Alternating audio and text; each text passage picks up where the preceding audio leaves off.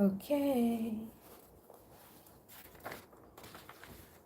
Hey everyone, it is Miss Chanel, Language Success Coach.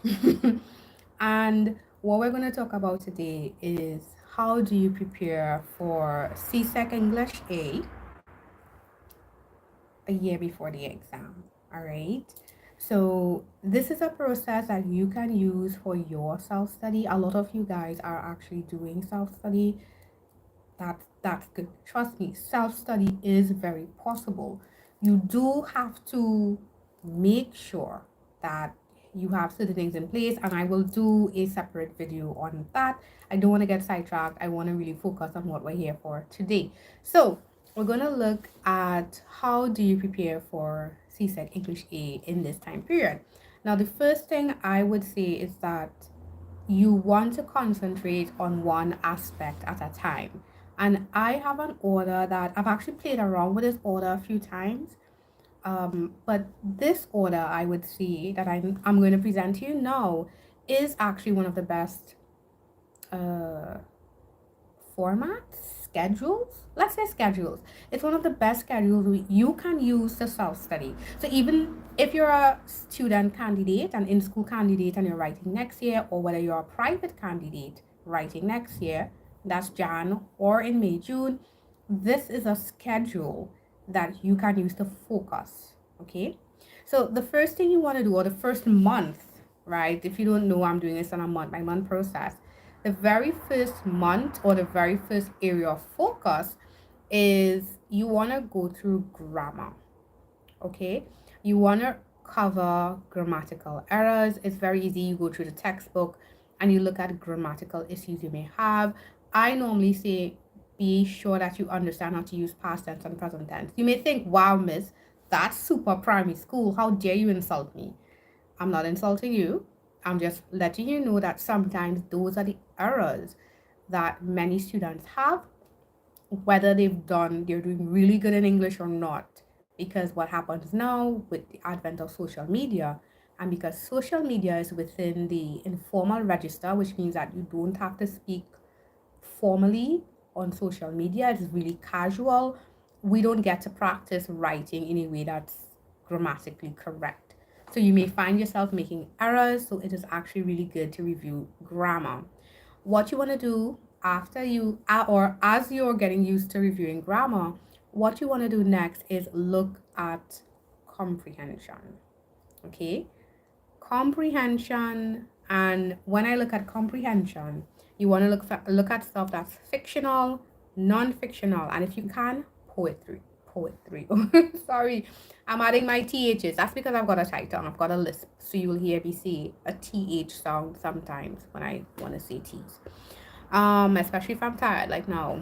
I'm so sorry. So you want to look at fictional, non-fictional, and poetry. What's the difference between these? So fictional will be stories, all right? You can use a novel and read it, ask yourself questions. You can read a newspaper. Let's do novel, okay? Novel. If you get a book of short stories, you can read those. Think about questions. If you're using a textbook, there should be fictional pieces in there. You respond to the questions, right? Non-fictional would be mostly informative pieces. So non-fictional would not be made up, imaginative, creative, aesthetically pleasing pieces of writing. They would be factual, right? So non-fictional can be argumentative as well. So you can read the newspapers, you can look at articles online from websites. And when I say websites, I mean websites where maybe not necessarily blog, but let's say news websites. So I do love BBC, um, let's say like Nat Geo and stuff like that. These websites where they give a lot of information and they're very reputable. Look at those. Of course, if you have a textbook, you're gonna have non-fictional pieces as well, and you respond to those questions. And then of course poetry. And I'm looking at poetry because for paper one you do have poetry. Paper two you do not have to do poetry. But paper one poetry does come, and you don't want to be confused by poetry when it comes. You want to understand that rhyme is important, You want to understand that symbolism, metaphors, similes, personification, these terms, literary techniques are crucial. Now, those little techniques, you also kind of need them for fictional work, but they're definitely, without a doubt, present in poetic expressions. You want to look at those. The other thing I would recommend doing in this first month or this first section of learning that you're doing, this first part of self study, is start building vocabulary. As you're already, most of you speaking English, it's kind of hard to look at vocabulary. It's kind of hard to look at vocabulary. All right? It's very hard to look at vocabulary. What I recommend is as you start going through these comprehension pieces, you start pulling vocabulary or you start searching vocabulary lists that you think you might need. But this is a very key time to start, because what you want to do with vocabulary is not learn it off. You want to start learning them so that you can use them. All right. So that's our first section. Then we're going to go to our second month or section. Like I said, I'm saying the word month because I do this on a month by month basis on my classes, in my classes that are going to start in June. So what we're doing this second month is we're going to start hot and heavy. I recommend you go into summary. I recommend you go into summary because most of you absolutely are going to hate summary. I'm not trying to be negative. It's just that most students really have a hard time with summary. Okay, so you want to go into summary next. And when you're in summary, you have to remember it's still a comprehension exercise. Summary is comprehension, but it's comprehension where you're not responding short answer. It's comprehension where you have to now explain literally what you read. Okay, you have to give it back, but in your own words. That's what you have to do. So that's the summary. That's what you're covering. And you're going to practice reading, identifying what the story or what the article or what the extract is about. You're going to practice writing 5 main points, and you're going to practice writing your summary, which is max 120 words, and it's just one paragraph, not like 5 paragraphs. Okay. Third, you want to get to short story. Okay, you want to get to short story. So we are jumping from what's essentially non-fictional informative work, expository work, and we're jumping into creative work, descriptive narrative work. And this is almost like the total opposite to a certain degree, but you get to unleash your full creativity here. All right, you look for prompts. There are a lot of prompts on the internet. Just stick to the past papers. You're going to get a lot of prompts there alone. You look at either the written prompts or the pictorial prompts, the image prompts, and you come up with a story idea. You write your story with a beginning, middle, end, with an appropriate resolution, of course, at the end. No cliffhangers at the end. Nobody can come back for part 2 of your work. And boom, you're wonderful. 400 to 450 words is great. So this is what you practice next. This is what I recommend. Right now, so that's 3 things we've covered. That first month where you kind of cover your basics, your grammar, your vocab, your comprehension. That second month, you're doing summary. That third month, short story. So what are we doing in the fourth month? Argumentative. Okay, argumentative. Now, argumentative is really, really lovely. I like it. I think it's awesome. And I love having debates with my learners about it. I think we've done like Netflix versus YouTube, Spotify versus YouTube. So it's been really, really fun. But argumentative, you learn how to reason out or rationalize what your opinion is. You learn how to come up with your thesis statement, and you learn how to write your 5 paragraphs. And yes, you must be producing 5 paragraphs for this section. It's not even a joke. Okay, so that's argumentative. So now we're done with 4 months or 4 sections. Now, if you're thinking, yo, this is too much for me to handle on my own, you think you want classes, I do, as I said, I have classes. Those classes start in June, and if you sign up right now, you get a second month free. Because I like giving away stuff. I like freebies. That's why I do all this freemium stuff. Those of you who I can help, who are across the region, bam, I can help you. But those of you who think, yo, I've got the time, I've got the energy, and I've got the funds, and I definitely want to do something more direct, more hands-on, I got you too. Okay, so you can always find out about that. It's you can contact me on any of my platforms. I think I have my contact information in the description already if you do want to get more information about that. All right, so now we're going on to month five. Month five, what you want to do is focus on that section too. So I've left this section for last. I used to do section B in paper 2 very early because it's a very easy question. But I decided to leave it for last because it is easy. Now, as much as it is easy, there are two stumbling blocks that you have with it, most students have. And this is what we're going to take our time and fix. So whether it's in month 5 or month 6, it's the same stumbling block we're going to work on. And that is one, understanding why or the purpose and the look of each of these types of formats. Okay, because reports have a certain purpose, notices have a certain purpose, certain types of language, right? And the second thing you want to do is understand context. Because if you are writing a report, but you're misunderstanding all the pieces in the situation, it's going to affect your mark. And that section B question, it is really, I don't like it. Okay, I don't like that question. But for you guys, it's a very good question to take 100% advantage of. And I love to teach it so that you can take full advantage of it, right? So that's the end of it. So now you're thinking, okay, you only mentioned 6 things and you kept saying months. That's just 6 months. That's because what I believe is that if you take a month, concentrate on each of these, okay? Now you could stretch it out a little more, that's okay.